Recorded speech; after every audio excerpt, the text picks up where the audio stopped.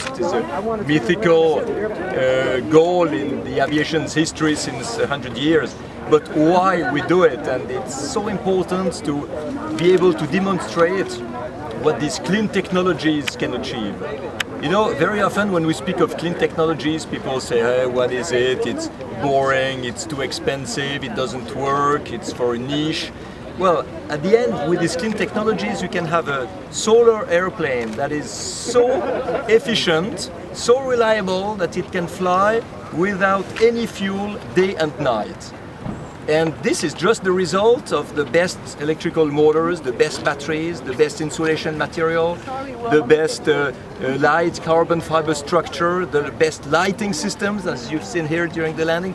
All this makes the airplane so energy efficient that it can fly with no fuel, just with the sun during the day, to fly almost forever.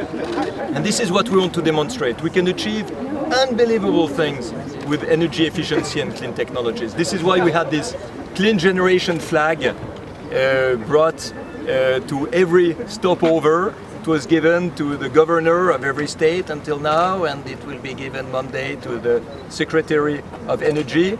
And then we'll continue to New York for the last leg. It will be the climax. It will be André flying the plane for the last leg. So we can have the picture over the Golden Gate made 2 months ago, and the Statue of Liberty hopefully in 2 weeks. And we'll bring back to Europe a lot of memories of your extraordinary country of pioneers where aviation was born. This country who has inspired us, motivated us to do what we're doing now. How was the flight into DC? Well, the flight, you know, it was fabulous because we had this goal of arriving to Washington and then to New York. And I tell you, when I saw the lights of the city of Washington, DC, I started to have my heart beating much stronger, and that's the moment where the emotion came.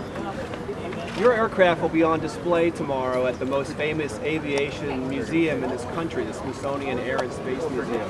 What are your thoughts as that plane joins the other major aircraft in that museum? Well, the Smithsonian Air and Space Museum is not only the most famous museum in the country, it's the most famous aviation museum in the world. And it's true that our collaboration with the Smithsonian is something that pleases us very much. We'll have this airplane for a week in the Smithsonian.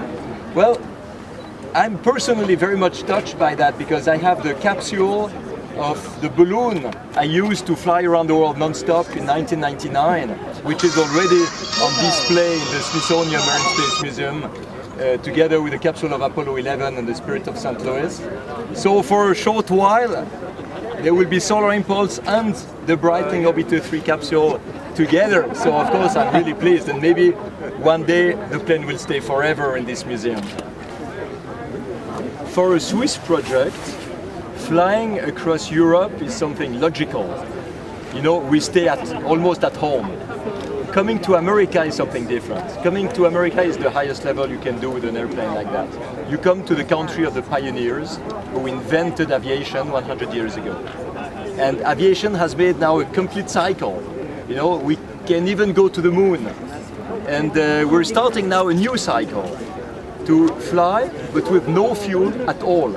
So we start all over again with an airplane that flies slowly, that is sensitive to turbulence, that has only one person on board, exactly like 100 years ago, but it has no fuel and it flies forever.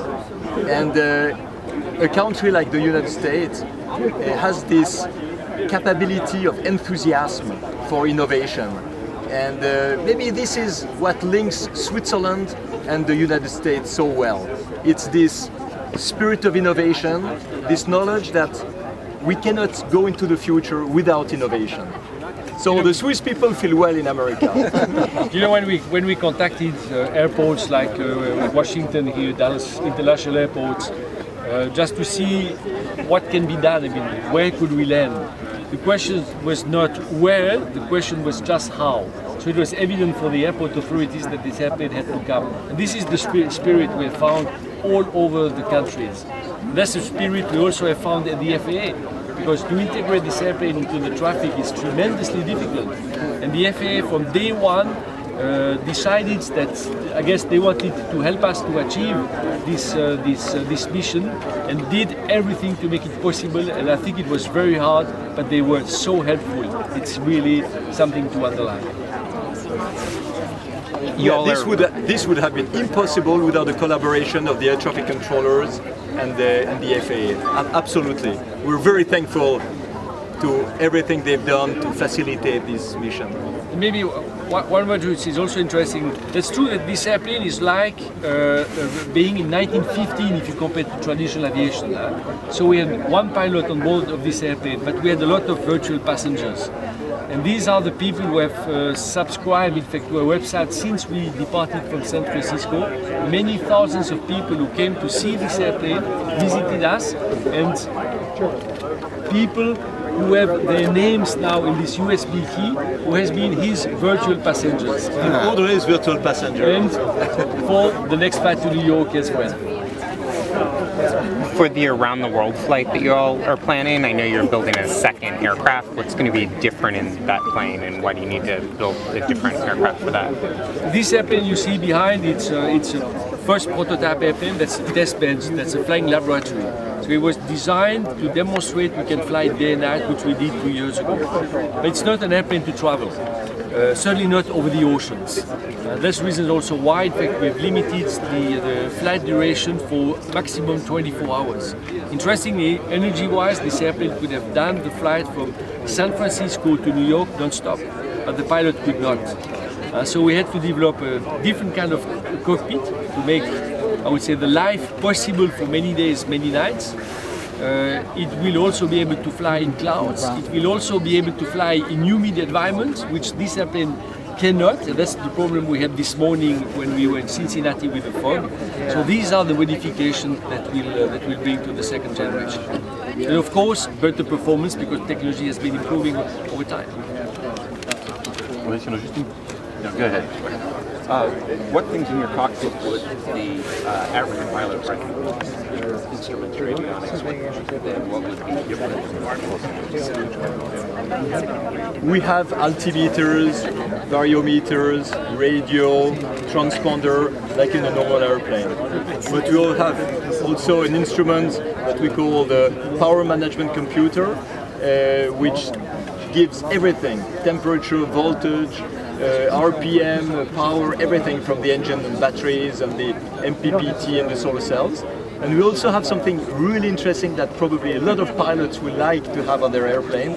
It's a very, very precise indication of the bank.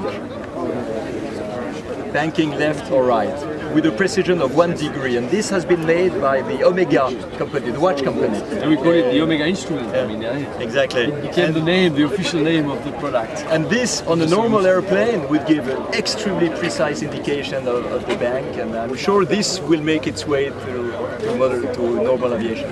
Okay, so Just a very last one in French. Come on Monday, you will have more.